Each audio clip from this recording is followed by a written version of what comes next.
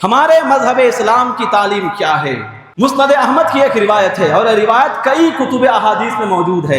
سرکار ابو ہریرہ رضی اللہ تعالیٰ عنہ ارشاد فرماتے ہیں کہ نبی رحمت صلی اللہ علیہ وسلم نے ارشاد فرمایا، المسلم من سلم الناس من لسانہ ویدہ والمؤمن من امنہ الناس علی دمائہم واموالہم۔ حضور فرما رہے ہیں کہ مسلمان وہ ہے جس کی زبان اور جس کے ہاتھوں سے لوگ محفوظ رہیں۔ تو بخاری مسلم کی حدیث ہے، وہاں آقا نے فرمایا کہ مسلمان وہ ہے جس کی زبان اور جس کے ہاتھوں سے دوسرے مسلمان محفوظ رہیں، لیکن یہاں حضور مسلمان کا لفظ استعمال نہیں فرما رہے ہیں، بلکہ من سلم الناس من لسانہ ویدہ، مسلمان وہ ہے جس کی زبان اور جس کے ہاتھوں سے لوگ محفوظ رہیں۔ اب لوگوں میں مسلمان بھی آ گئے، غیر مسلم بھی آ گئے، اہل توحید بھی آ گئے اور اہل شرک بھی آ گئے، اور آگے فرما رہے ہیں والمؤمن من امنہ الناس علی دمائہم واموالہم،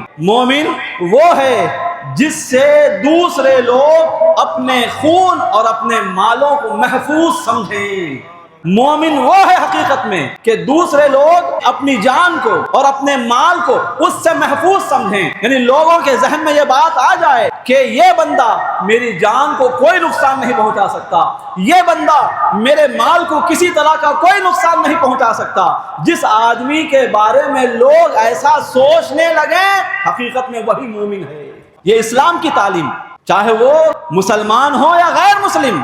تو یہاں بتائیے کہاں ہے زیادتی، کہاں ہے ظلم، کہاں ہے ناانصافی، کہاں ہے دہشت گردی؟ حضور علیہ السلام جن کو اللہ رب العزت نے سراپا رحمت بنا کر بھیجا ہے، وما ارسلناک الا رحمتا للعالمین، اے مصطفیٰ ہم نے آپ کو عالمین کے لیے رحمت محضہ بنا کر بھیجا ہے، سراپا رحمت بنا کر بھیجا ہے۔ وہ مصطفیٰ صلی اللہ علیہ وسلم اپنے ماننے والوں کو بھی ہر ایک کے لیے رحمت بن جانے کی تعلیم دے رہے ہیں۔ اسلام ایک ایسا آفاقی مذہب ہے جس کی بنیاد ہی امن و امان اور سلامتی پر ڈالی گئی ہے، اور اسلام نے دنیا کو ایسے اصول عطا فرمائے، ایسے ضابطے عطا فرمائے کہ اگر آج بھی پوری دنیا اسلام کے دیے ہوئے قوانین پر عمل پیرا ہو جائے تو دنیا سے پورا ظلم و ستم مٹ جائے۔ دنیا میں اگر اسلام کے بیان کردہ قوانین لاگو کر دیے جائیں تو دنیا میں امن و امان کے سوا کچھ بھی نہیں رہے گا۔ ایسے قوانین، ایسے ضابطے، ایسے اصول فراہم کرنے والا اگر کوئی مذہب ہے تو وہ فقط مذہب اسلام ہے۔ تو جس مذہب کے اصول و قوانین ہی ایسے ہوں کہ جس پر عمل کرنے سے امن و امان معاشرے میں قائم ہو جائے، سماج میں سلامتی عام ہو جائے، پھر ایسے مذہب کی جانب دہشت گردی کو منسوب کرنا، ظلم و زیادتی اور ناانصافی کو منسوب کرنا، حقیقت میں یہی سب سے بڑی ناانصافی اور حقیقت میں یہی سب سے بڑا ظلم ہے۔ ظلم و زیادتی اور زبردستی کا نام دہشت گردی ہے، لیکن اس ظلم و زیادتی اور زبردستی کا اسلام میں کیا کانسیپٹ ہے آپ ذرا دیکھیے۔ مولا تعالیٰ کلام پاک میں ایک مقام پر ارشاد فرما رہا ہے، لا اکراہ فی الدین، دین میں کوئی زبردستی نہیں، فذکر انما انت مذکر لست علیہم بمسیطر۔